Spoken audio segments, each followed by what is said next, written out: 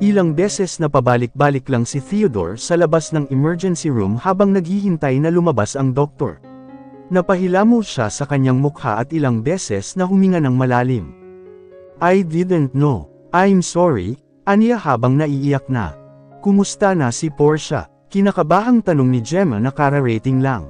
Kaagad na tumulim naman ang tingin ni Theodore sa dalaga. You did this to her." Senggal niya rito. Napaaterso naman ito sa kinatatayuan niya sa takot. "I'm sorry, hindi ko alam. Hindi ko alam na buntis siya," sagot nito at umiiyak na rin. Theodore looked at her frustratedly. "You better pray that she's safe and our baby.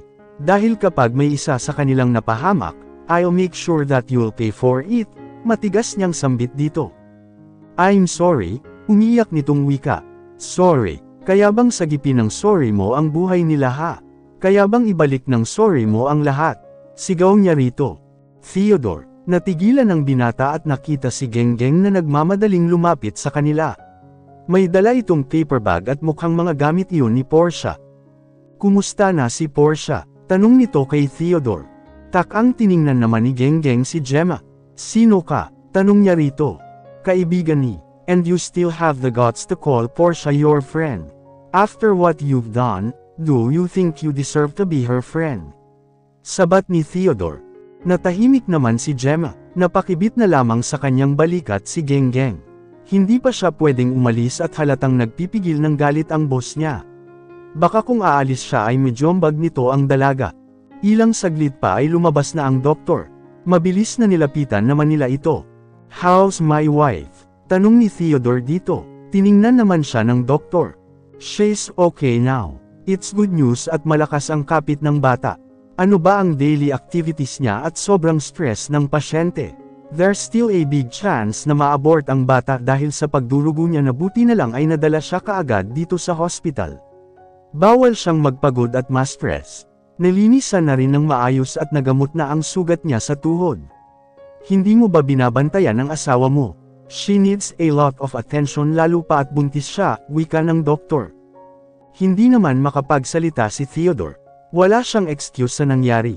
Wala siya roon. Walang nagprotekta sa mag-ina niya. "I'm sorry doc, hindi pa po kasi alam ng boss ko na buntis si Portia," sabat ni Genggeng. Tumango naman ang doktor. Ililipat na siya sa private ward, wika ng doktor. "Give her everything, lahat ng best para sa kanya ibigay nyo. Don't worry about money, we'll have no problem with that," saad niya rito. "We're doing the best we can," sagot ng doktor. "Thank you, I'll surely donate a big amount in this hospital kapag nasiguradong okay ang kalagayan ng asawa at anak ko," he said sternly. "Thank you Governor," wika ng doktor at umalis na. Nakahinga naman ng maluwag ang binata at kaagad na nilapitan ang asawa ng maklabos ito ng emergency room. Nakahiga sa bed at inaalalayan ng mga nurse. Tulog pa rin ito at hindi niya kayang tingnan ng matagal. Naikuyong niya ang kanyang kamao at iniwas ang kanyang tingin. "Portia," wika ni Gemma. "Get out. Huwag mong hintiyeng ipakaladkad pa kita sa gwardya," matigas niyang sambit. Takot na tumungo naman ito at umalis. Napapikit siya at galit na nasuntok ang pader sa gilid. "Boss," ani Geng. "Mauna ka na, susunod ako maya-maya," sagot niya rito. Napaupo siya sa gilid at napahawak sa kanyang ulo. He's trying to calm himself down. Napatingin siya sa kaniyang kamay at ilang beses na huminga ng malalim. Gustong-gusto na niyang manapak. "Damn it!" aniya nang makitang basa iyon ng matuluan ng luha niya. Sumangot siya at tahimik na nagpasalamat sa Diyos. Mukha lang siyang kalmado kanina pero takot na takot siya. Takot siyang mawala na naman ng taong mahal niya. He sighed in relief at inayos ang kanyang sarili. Pumasok na siya sa lift nang magbukas iyon at pumunta sa private ward. Pagpasok niya ay hindi pa rin nagigising si Portia. Tinabihan niya ito at magaang hinalikan ang noo nito. "I love you," aniya rito at hinaplos ang tiyan nito at napangiti. "Oh God," aniya at napatingin sa itaas para pigilan ang sariling huwag maiyak. "Theodore," mahinang smabit nito. Mabilis na napabangon si Theodore at hinawakan ang kamay nito. "Hey baby, how are you feeling?" tanong niya rito. Inabot ng dalaga ang mukha niya at tipid siyang nginitian. "Ang baby natin?" tanong nito. "Don't worry, You are both fine, nakangiting sagot niya rito. Napaluha naman ang dalaga sa tuwa. Thank you Lord, saad nito. Theodore kissed her forehead. Hindi ka ba galit sa Kin? Tanong ni Portia sa kanya. Of course not. Ba't naman ako magagalit? Minahong sagot nito. Si Gemma, natigilan naman si Theodore at huminga ng malalim. Let's not talk about her. Bawal sa iyo ang ma-stress. Hindi mo kasalanan kung ayaw kanyang paniwalaan. You're nothing but a good friend to her, and she chose to forget that, so let her be. Hindi mo kailangang ipagpilitang ang sarili mo, hindi mo kailangan ipaliwanag at ipagtanggol sarili mo sa mga taong ayaw ka namang paniwalaan, saad nito. Malungkot na tiningnan lamang siya ni Portia. Look where it takes you, masyado kang mabait kaya ka na take advantage. Muntik nang mawala sa atin ang baby natin dahil lang sa kababawan ng kaibigan mo, dagdag pa ni Theodore.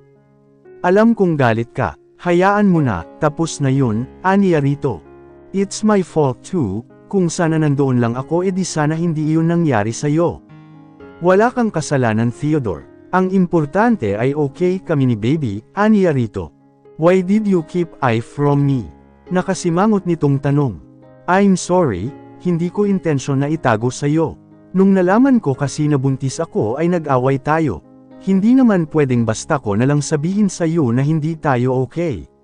Nung naging okay naman ay nawawalan ako ng pagkakataon na sabihin sa sobrang busy nating dalawa, aniya ito. Next time, kung may mga problema o ano paman, you must tell me. Para may magawa ako. Saka ano ba ang nangyari? Yuzisa nito. Huminga naman ng malalim si Portia. Gemma misunderstood everything. I know Tim has feelings for me. Kinausap niya ako at pinaintindi ko sa kanyang ikakasal na ako sa'yo and I made it clear to him na hindi ko siya gusto, paliwanag ni Portia. How about that kiss? Did that douchebag really kiss you? Tanong nito, kunot na kuno ang noo. Ayaw namang magsinungaling ni Portia kaya tumango siya. What the? Asek nito, maniwala kang hindi ko alam iyon. Nagulat din ako. Saktong nakita ni Gemma lahat kaya naiintindihan ko ang nararamdaman niya. Akala ko maiintindihan niya rin ako dahil magkaibigan kami, turn out na hindi pala. All this time, ginagawa niya pala akong kakompetensya kay Tim. Right from the start alam nilang in a relationship ako sa'yo. It really hurts me dahil tinuring ko siyang kaibigan. Pakiramdam ko sinaksak ako sa likod ko at sobrang sakit noon dahil sa mga nalaman ko galing pa mismo sa bibig niya. Ako lang pala ang nag-iisip na kaibigan ko siya, malungkot niyang sambit. Naawa naman si Theodore habang nakatingin sa kanya. She's just too pure for anyone. Hindi mo naman kailangan ng maraming kaibigan Portia. I'm here, Janji's here, your family, and Jasmine, wika nito. Ngumiti naman si Portia at napatungo. Importante ngayon ay ikaw at ang magiging anak natin, aniya, tunungo naman si Theodore. May gusto ka bang kainin? Tanong ni Theodore sa kanya. Pagod na pagod ang katawan ko. Gusto ko pang matulog, sagot niya rito. Okay, rest well. Magpapahanda rin ako ng pagkain para paggising mo mamaya ay makakain ka na rin, saad niya rito. Portia just nodded her head. Hindi nga katagalan at nakatulog na ito ulit. Theodore, tawag sa kanya ni Geng Geng. What? May bisita si Portia, sagot nito. If that's the woman outside, sabihan mo ang head that she is banned from entering these premises. Sabihin mo utos ni Governor Elizalde, matigas nitong saad. Iba to, lalaki, sagot nito. Kumunat naman ang noo ni Theodore at lumabas na. Nilapitan naman siya ni Tim. Glad you came, ani Theodore at nang makalapit ito sa kanya ay sinalubong niya ng suntok sa mukha. Halos mawalan naman ng ulirat ang binata sa lakas ng tama. Kuwenilyuhan niya ito at gumagalaw ang kanyang panga sa galit. Who the hell are you to put my wife's life in danger? Sino ka ba sa tingin mo? Galit niyang saad dito at sinuntok ito ulit dahilan para mitamba ito sa sahig. Napahawak ito sa labi niyang duguan at pumutok pa iyon. It's your fault. Kung hindi ka lang gago hindi sa naligay sa alanganin ng asawa at anak ko. Portia's pregnant and you almost killed our baby, gigil na wika ni Theodore. She's pregnant.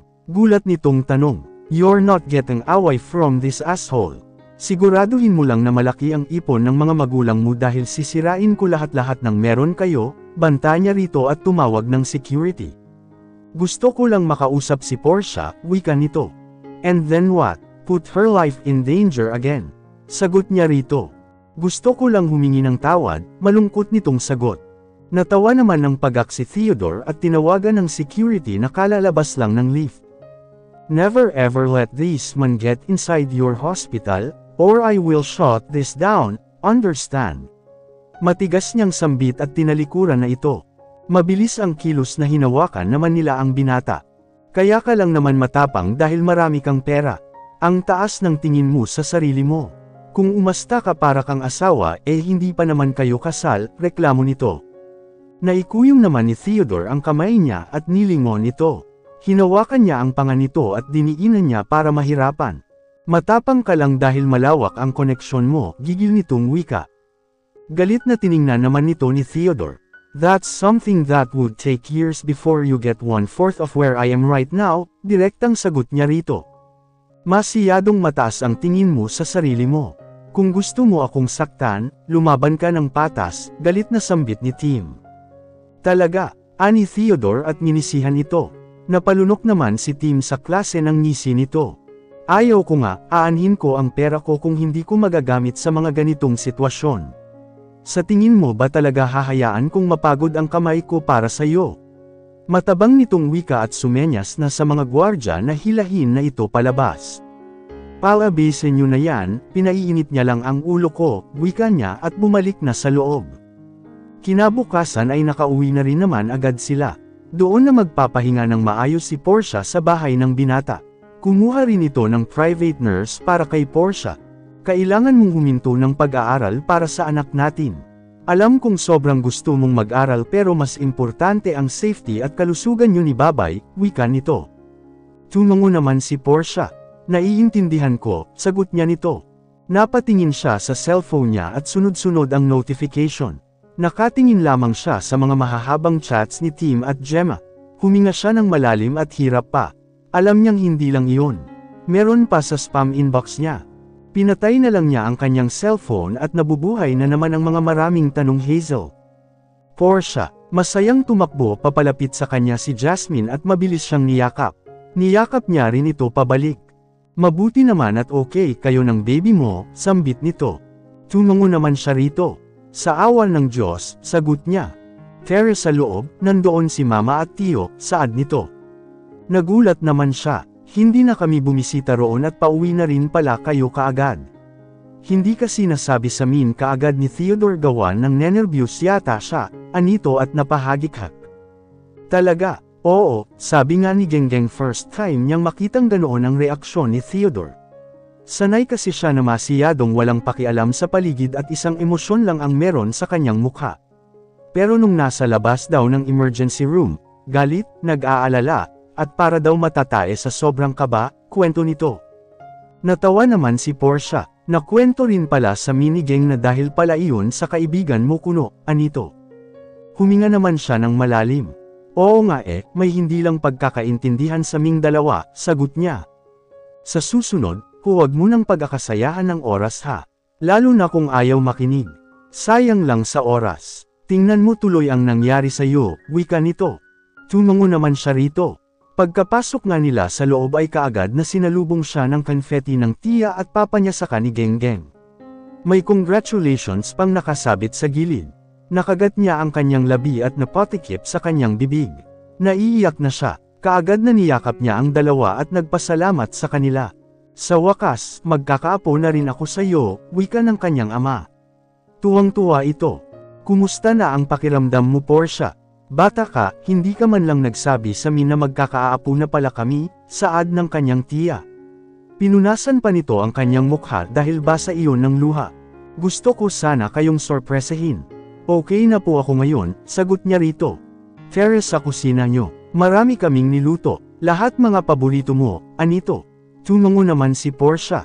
Hindi na nga niya alam kung anong oras na nakauwi ang mga magulang niya at nakipag-inuman pa ang papa niya sa asawa ni Jasmine at kay Theodore.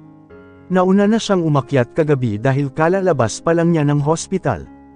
Nagising nga siya dahil sa pag-sleep talk ni Theodore. Tumatawa ito at mukhang siyang siya sa nangyari kanina. Niyakap niya ito at hinalikan sa pisngi. Sobrang swerte niya talaga sa binata. Pupungas Pangas na nagmulat ito ng mata at tiningnan siya. Ngumiti naman ito kaagad. Hey, maligasgas nitong wika. Hinapit siya nito at hinila lalo palapit sa kanyang katawan. Nagising ba kita? Tanong niya rito. Umiling naman ito. His eyes were gleaming with happiness. Kahit pa hindi mo ako patulugin I'd gladly accept it. Ikatutuwa ko iyon, sagot nito. Napanguso naman si Portia na kaagad ding hinalikan ni Theodore. Thank you so much Portia. Tinupad mo ang pinakamatagal ko ng pangarap, sambit nito. I really long to have my own family. To have my own children. Wala akong pakialam kung lalaki o babae. Kahit anong gender pa ibigay ng Diyos, I will forever thank Him, dagdag nito. I'm sure, magiging napakabait mong ama in the future, komento niya rito. Not just a father, but a husband too. Gagawin ko ang lahat para maging masaya ang pamilya natin. Napahawak naman si Portia isa mukha nito habang nakangiti. Hinawakan din ng binata ang kamay niya at magaang hinalikan iyon. You need to stop attending class baby. I can't risk you again, lalo na ngayong buntis ka, saad nito. Napatungo naman ang dalaga. Naiintindihan niya ang hinaing nito. Baka hindi lang iyon ang abutin mo kapag hinayaan pa kita. I can't trust the people around you. Gustuhin man kitang samahan araw-araw kaso baka manowa ka na sa kaguwapuhan ko, wika nito. Natawa naman si Portia at pabirong hinampas ang balikat nito. I know, naiintindihan kita. May kikinig ako sa iyo dahil alam kong iyon ang tama, iyon ang dapat. Dalawa na kami ngayon ng anak ko. Hindi pwedeng malagay kami sa alanganin. Don't worry, simula ngayon ay dodoblehin ko pa ang pag-iingat ko, wika niya nito. Let's get married Portia, anito. Nagpo-propose ka ba? Tanong niya rito. Lagi kong sinasabi sa iyo na gusto kitang pakasalan. Inaaya kita lagi na magpakasal na. Lagi kong iniisip kung paano ako magpo-propose sa iyo. Gusto kitang i-surprise. Pero hindi ko na kayang maghintay pa Portia. I want to make you mine so bad, sambit nito. Tinitigan naman niya ito at nakangiting tumango. I'll prepare the papers, ako na ang bahala sa lahat. Hindi ko na yata kayang magising araw-araw na hindi pa rin kita asawa. Magkakaanak na rin tayo, wika nito. Alam mo namang handa kitang pakasalan kahit saan pa, sagot niya rito. Niyakap naman siya nito ng mahigpit. I love you so much. Malambing nitong ani. Kinabukasan nga ay naiwan na lamang siya sa bahay nila dahil maaga itong umalis at may duty sa Capitol. Kinuha niya ang kanyang cellphone at nakita ang mga messages galing kay Tim at Gemma. Huminga siya ng malalim at pansamantalang binlock na muna. O bakit? Ang aga pa at humahaba na ang nguso mo, sambit ni Genggeng na nagva-vacuum. Geng, tama lang ba na binlock ko ang dalawa kong kaibigan? Tanong niya rito. Buti nga block lang natanggap nila eh. Kung ako yun ay abay kinarate ko na ang oo mong kaibigan kuno. Ano ba ang problema niya't ikaw ang sinisisi sa lahat? Tanga-tanga rin eh, gigil nitong wika. Grabe ka naman, aniya rito at natawa. Oo nga, kung talagang kaibigan ka niya hindi niya gagawin yun. Nadapakan at lahat-lahat sarili niya pa rin ang iniisip niya. Kasalanan mo bang magustuhan ka ng gagong yun? Dagdag nito. Sa totoo lang, sobrang disappointed talaga ako sa inaste niya. Gusto kong ipaliwanag sa kanya ang nangyari pero halatang ayaw niyang makinig. Sana nga mas inisip ko ang kalagayan ko kaysa kanya. Naiintindihan ko naman kung saan nanggaling ang galit niya pero hindi ko inakalang bababa siya ng ganoon para saktan lang ako, aniya rito. Ganoon talaga, may mga taong putak lang ng putak. Wala namang alam pero kung umasta parang may-ari ng mundo. Akala mo alam na alam lahat eh. Hasga agad, porke may narinig sa nakaraan ng tao. Hindi ko talaga maintindihan ang mga ganiyang klase ng tao. Alam na ngang hindi maganda ang past, gagawin pang pambato para ipahiya. Ano kayang klase ng satisfaction ang nararamdaman nila? Siguro masaya silang nakakasakit ng kapwa, anito habang patuloy sa pagva-vacuum. Hindi natin hawak ang isipan nila. Ganoon talaga, wala tayong magagawa. Minsan kasi, kung ano ang lumalabas sa bibig natin ibig sabihin nuan ganoon kalaki ang galit sa loob. Hindi ko lang matanggap na nung mga panahong tinuring ko siyang kaibigan ko, ginagawa niya pala akong kakumpetensya. Para lang sa lalaking hindi ko naman gusto. Alam niyang may live-in pa ako. Hindi niya naman ako dapat gawing kalaban dahil kilala naman niya si Theodore. Alam naman niya na mahal ko ang boyfriend ko. Siguro kaya ganoon, dahil takot siyang baka patulan ko si Tim. Ano sa tingin mo? Tanong niya kay Genggeng. Isa pa yan sa rason, pero okay lang. At least ikaw ay naging mabuti sa kanya. Konsensya niya na lang yun. Buti na lang at walang nangyari sa inyo ng baby mo. Sabay silang napatingin sa pintuan nang marinig ang doorbell. May bisita ka ngayon? Tanong ni Genggeng sa kanya. Umiling naman siya bilang sagot. Binuksan naman ni Genggeng ang pinto at pareho silang nagulat nang makita ang ama ni Theodore. Nakasakay ito sa wheelchair at sa tingin niya'y mahina na talaga. Sa likod nito ay ang asawa niyang hilaw. Itinulak ito ng babae papunta sa sala at umupo kaagad. Ano po ang sadya niyo rito? Tanong niya, kailangan ba naming magsabi kung ano ang sadya namin dito? Sa inyong dalawa ikaw ang walang karapatang magtanong niyanda. Hindi na ito nakapagpatuloy dahil pinigilan ito ng Don. Portia, saad nito. Tiningnan naman niya ito ng Denitsa. Mahal mo ba talaga ang anak ko? Mukhang naninigurado sa kanya. Tumungo naman siya bilang sagot. Huminga ito ng malalim. Alanganin ako sa iyo, pero mukhang totoo namang mahal mo siya. Hindi ko pipigilan ang kasiyahan ng anak ko, wika nito. Pero, pinigilan niya ulit ang babae kaya napairap na lamang ito. Malaking pagkakamali na nagpa-impluwensya ako sa mga sulsol mo. Imbis na maging malapit kami ng anak ko lalo tuloy kaming nagkalayo, anito. Hindi na nga nakasagot pa ang babae na ikinatawa ni Genggeng na naglilinis sa unahan. Kunwari pang busy pero nakikinig talaga ito. Pasensya ka na Portia, wala na akong ibang gusto ngayon kung hindi ang maibalik ang mabuting ugnayan namin ng anak ko. Hindi ko dapat siya hinawakan sa leeg. Hindi ko na nga siya nahawakan, lumayo pa. Ang dami kong pagkukulang sa anak ko. Hinayaan ako siyang magalit sa akin. Lalo ko pang ang ginalit. Portia, sana naman ay matulungan mo ako na mapalapit ulit kay Theodore. Nag-iisa ko siyang anak na lalaki. Ayaw kong mawala sa mundong to na hindi kami okay. Huminga naman ng malalim si Portia. Subukan ko po siyang kausapin. Hindi naman po galit na galit si Theodore sa inyo. Siguro po nagtatampo lang, sagot niya rito. Sana nga ay maging okay kami bago ako pumanaw, mahina hong sambit nito. Huwag po kayong magsalita ng ganyan, sabat niya rito. Leon ang mapait na katotohanan Portia, matanda na ako at may sakit pa. Buti sana kung isa lang kaso komplikado na. Masakit lang sa akin at para itong sampal dahil kung kailan nauubusan na ako ng oras ay saka pa ako nakapag-isip ng maayos. Masyadong mataas ang ego ko noon para pati anak ko ay hindi ko binigyan ng halaga. Ni hindi ko napapansin na hindi na siya ang anak ko noon na pwedeng diktahan. Iba si Theodore, mabuti na lang hindi nagmana sa akin na walang paninindigan, malungkot nitong wika. Nalungkot naman siya sa narinig. Pero nandito pa rin naman kayo. May oras pa po na baguhin ang lahat. Pwede pa po kayong bumawi sa kanya, wika niya rito. Sabay na napatingin sila sa pintuan nang makita si Theodore na nagmamadaling pumasok. Mabilis na tinabihan niya si Portia at sinaman ng tingin ang ama. What are you doing here? Ano pa ba ang gusto mo? I already told you to stay away from my life, matigas nitong sambit. Theodore, pigil niya rito. No Portia, you don't know this man. Hindi ko hahayaang insultuhan kanya ulit. Hindi ko papayagan na may mangyari sa iyo lalong-lalo na sa anak natin, sagot nito. Magkakaanak na kayo, tanong ng Don.